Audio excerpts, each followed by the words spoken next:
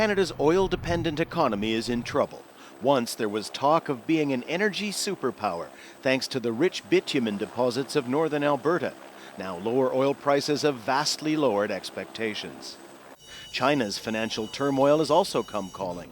Last week, Toronto's stock exchange had record losses before partially recovering. It's all shaken confidence in a country that was proud it came through the 2008 international banking crisis relatively unscathed. The most visible effect of all that global turmoil, downward pressure on the country's currency.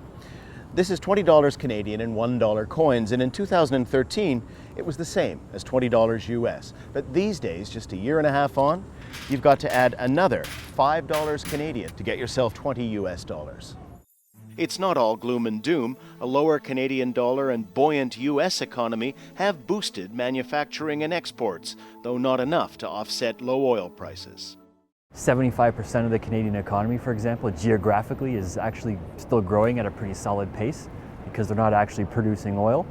Provinces like Alberta, though, where oil production is a good quarter of the economy directly, you're looking at negative growth, if not outright recession. Yet perceptions matter across the country. The economy is the major issue in the campaign for October's federal election. The governing Conservatives say troubled times call for stability for their re-election. Opposition parties promise to turn things around with a better plan. Analysts wonder if that's even possible in a globalized world. No party has a lock on the issue of managing the economy. The underlying reality is that the governments don't really determine the success or failure of the economy, only at the edges.